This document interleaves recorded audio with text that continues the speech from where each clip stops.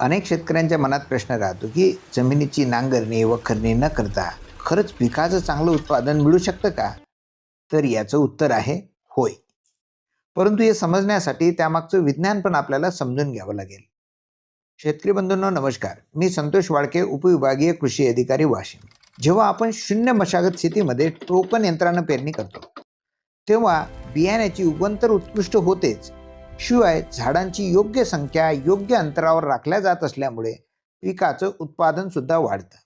शेतकरी बंधूंनो, पुढे जाण्यापूर्वी निसर्गाची एक अद्भुत किमया सुद्धा समजून घेणं अतिशय महत्त्वाचं आहे. बघा, सोयाबीन जमिनीच्या वर आल्यावर त्याच्या हिरव्या पानामध्ये प्रकाश संश्लेषण प्रक्रियेद्वारा अन्नद्रव्य तयार होतं. या अन्नद्रव्याचा काही भाग वनस्पती स्वतःसाठी वापरतात, तर काही भाग मुळाद्वारे जमिनीत सोडतात. त्यामुळे मुळांच्या आजूबाजूला असंख्य सूक्ष्मजीव झपाट्याने वाढू लागतात. सोयाबीनच्या मुळावर रायझोबियमच्या गाठी तयार होतात. त्याचबरोबर अनेक उपयुक्त जीवाणू, बुरशी, इतर सूक्ष्मजीव मुळांच्या परिसरात मोठ्या प्रमाणात सक्रिय होतात. म्हणजेच या भागात सूक्ष्मजीवांचा आणि पांढऱ्या मुळांचा जणू एक बाजारच भरतो. आणि हे सूक्ष्मजीव मातीचे कण नैसर्गिकरित्या एकमेकांना जोडून उत्कृष्ट मृदू संरचना तयार करतात. अशा संरचनेत साधारणतः 25% जागा पाण्यासाठी आणि 25% जागा हवेसाठी उपलब्ध राहते. अशा प्रकारचं स्ट्रक्चर असणाऱ्या जमिनीत सूक्ष्मजीवांची संख्या सातत्याने वाढत राहते आणि हे सूक्ष्मजीव पिकाला आवश्यक असणारी मूलद्रव्य पाहिजे त्या फॉर्ममध्ये उपलब्ध करून देतात. निसर्गाच्या ह्या परस्पर पूरक व्यवस्थेचा परिणाम काय होतो? सोयाबीनवर अधिक फुले येतात, अधिक शेंगा लागतात आणि शेवटी उत्पादनात लक्षणीय वाढ होते. पण ह्याच्या अगदी उलट जेव्हा आपण ट्रॅक्टरने वारंवार खोल नांगरणी करतो तेव्हा जमिनीची नैसर्गिक रचनाच विस्कळीत होते. पावसाबरोबर सुपीक माती वाहून जाते, माती हळूहळू घट्ट बनते, पाणी आणि हवेसाठी आवश्यक पोकळ्या कमी होतात आणि जमिनीतील उपयुक्त सूक्ष्मजीवांचं प्रमाणही घटू लागतं. शेतकरी बंधूंनो, हे सूक्ष्मजीव स्वयंपाकाचं काम करतात, जमिनीतील मूलद्रव्य पिकाला लागणाऱ्या फॉर्ममध्ये उपलब्ध करून देण्याचं काम करतात.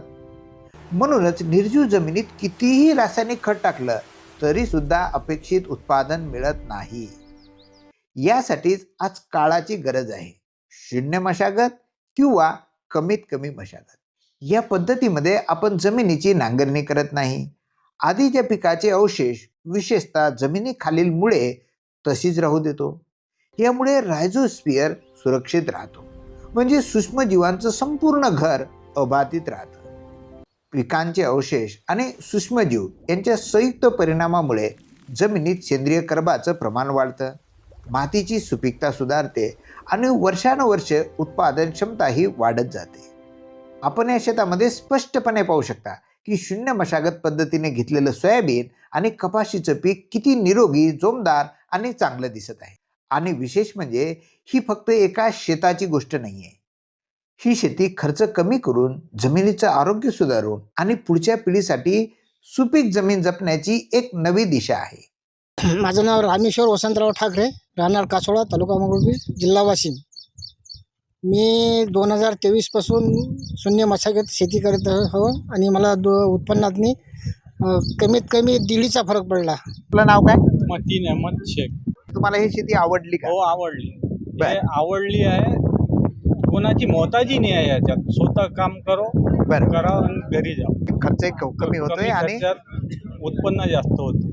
राईट. खूप खूप धन्यवाद. तुमचं नाव काय?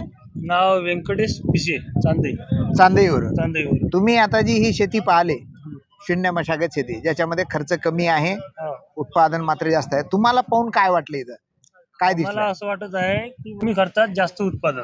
बर. बी कमी लागत आहे. बर. आणि सोयाबीनला समजा पाण्याचे मेन म्हणजे पाण्याचा निचरा होत आहे. बर.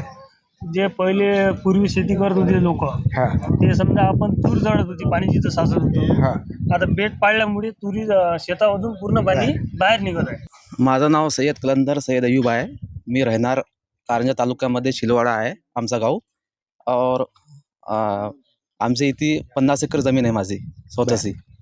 और त्यातनी सोयाबीन, तूर, कापूस, हळद और संतरा सगळे घेतो आम्ही. सगळ्याच प्रकारची हा, पिके घेणारे सगळे- शेतकरी हा, आहेत शेतकरी आहे मी. आणि मोठे शेतकरी आहेत. हो, अरे आम्ही फक्त इथे आणण्याचं कारण हे आहे आमचा की शून्य मशागत पाहिजे आम्हाला. बर, हो. का बरं शून्य मशागत पाहिजे? ते तुमचा युट्यूब पाहतो आम्ही. हा. ते पाहून आम्हाला एक समजलं की त्यातनी काहीच नाही, खर्च काही नाही, काहीच नाही. बर, हो, त्यातनी कसं आहे आम्हाला चांगला वाटला म्हणून आम्ही बरं. इथे आलो. इथं आता पाहिल्यानंतर तुम्हाला कसं वाटलं? इथे आल्यावर आम्हाला एक समजला की यातनी आता 4 वर्ष झाले आले हो.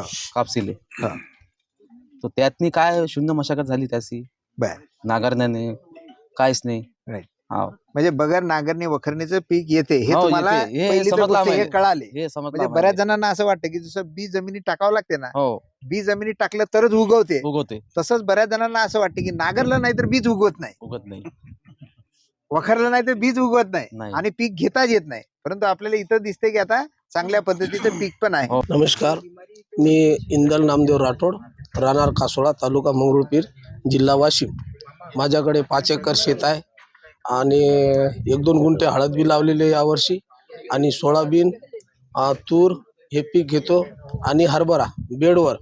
आणि आम्हाला आमचे मार्गदर्शक रामेश्वर ठाकरे यानं आमच्या शेजारी असल्यामुळं आम्हाला 4-5 वर्षे झाले आमच्या देखतच शेती करतात. म्हणजे जवळपास त्यानं मक्का बी चांगल्या पद्धतीनं मक्का बी त्याला साथ दिलं. जवळपास 3 लाखाचा मक्का विकला आणि आत्ता पण जे हे पराठीचं पीक आहे जवळपास 1 नंबरच पीक आणि त्यांची मेहनत पण. शून्य मशागत शेती, शून्य मशागत शेती, शून्य मशागत शेती, शून्य मशागत शेती. हा प्लॉट चांगला वाटला, बर, पीक पण चांगला आहे आणि झिरो मशागत असल्यामुळे हा, याच्यामध्ये खर्च पण कमी आलेला आहे बर. आणि उत्पादन निश्चितच चांगलं होईल अशी मला आशा वाटते. म्हणजे अनेक जणांचं असं म्हणणं राहते की नांगरणी आम्ही यासाठी करतो की पाणी मुरावं. आता हे जमीन पाहिल्यानंतर तुम्हाला काय वाटतं की बगर नांगरल्याचे पाणी मुरते? बगर नांगरल्याचं पाणी उलट याच्यामध्ये पाणी मुरते. उलट. पाणी मुरण्यासाठी जे नांगरणी करतायत तर तुम्ही दोघांनी जे सांगितलं तर हा मुद्दा आता इथं खोडून निघतो. हो. तिसरं लोक सांगतायत की नांगरणी केल्यामुळे तण कमी निघते. आता त्या मुद्द्याच्या अनुषंगाने इथं काय सांगाल? नांगरल्यामुळे तण जास्त निघते, हा, अंतर मशागत केल्यानं तण निघते, हो, यानं निघत नाही. बर. म्हणजे आता तो मशागत- पण मुद्दा तुमच्या इथून खोडला जातोय की फक्त नांगरणीमुळे बा तणच निघत नाही असं नाही आहे. आजकाल नांगरणीवाले तणनाशक वापरतात जास्त निघते. आणि याच्यामध्ये आपण तणनाशक वापरतोय. बरोबर आहे. काही जण म्हणतायत की जमीन नांगरली तर जास्त भुसभुशीत होते म्हणून आम्ही नांगरतोय. आता इथं काय दिसतं? इथं उलट भुसभुशीत वाटून राहिलेली आहे जमीन बर, आणि नांगरल्यानंतर थोडी कडक येते. बर. म्हणजे टेकलं तो पण मुरायला मुद्दा वेळ आता लागतो. खोडून निघतोय. तिसरं सांगतायत की बा नांगरली जमीन तर सुपीक होते म्हणून आम्ही पेरतोय. ही जमीन आता कशी वाटते ही जमीन सध्या भुसभुशीत वाटून राहिली आहे नांगरलीपेक्षा? नांगरल्यापेक्षा. बर. म्हणजे आपल्याला दिसते की ज्या ज्या गोष्टीसाठी लोक सांगतायत की आम्ही नांगरणी करतोय तर ते सगळे मुद्दे मात्र तुम्ही प्रत्यक्ष पाहणी केल्यानंतर सगळे खोडून निघालेले आहे. मग लोक शेवटी तरी नांगरतात कशासाठी? काय कारण सांगाल? ही शेती पिढ्या चालू आहे. पूर्वीपासून परंपरा चालू आहे बरं. शेतकऱ्याची. नांगरली म्हणजे उन्हाळा आला की नांगरलं पाहिजे, बरोबर आहे. शेत वखरलं पाहिजे. हो, ही एक पूर्वीपारपासून एक शेतकऱ्याची परंपरा आहे मशागत आणि झाली म्हणून पाहिजे ते चालू आहे. म्हणून ती चालू आहे. महात्मा ज्योतिबा फुले यांनी शेतकऱ्याचे आसूड या आपल्या पुस्तकात खूप छान मन म्हटलेली आहे. विद्येविना मती गेली, मतीविना नीती गेली, नीतीविना गती गेली, गतीविना वित्त गेले, वित्त विना शूद्र खसले, एवढे अनर्थ एका अविद्येने केले.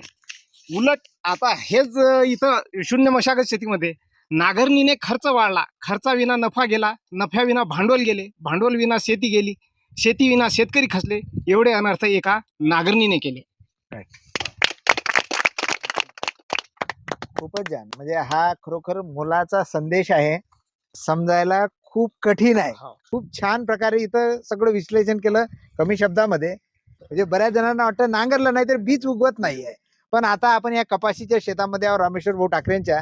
तर आता ही कपाशी कशी आहे? एकदम छान आहे. शून्य मशागत शेती, फायद्याची शेती, शून्य मशागत शेती, फायद्याची शेती, शून्य मशागत शेती, कमी खर्चाची शेती, शून्य मशागत शेती. कमी खर्चाची शेती. म्हणजे तुम्ही सांगितलं का तसं त्या पद्धतीनं बरोबर आहे की आधीच्या आपल्याला एवढ्या परंपरा लागल्या की आपण पाहिलं लहानपणी किंवा आता अजूनही काही जण की हे काळी कचरा फक्त वेचून जाळत नाही आहेत, तर काही जण झाडतात. म्हणजे साधी काळी पण शेतामध्ये नको असं त्यांना वाटतं, धुऱ्यावर टाकतात नाही तर जाळून टाकतात. आणि आता मात्र तुमच्या शेतामध्ये सगळा काळी कचराच आहे.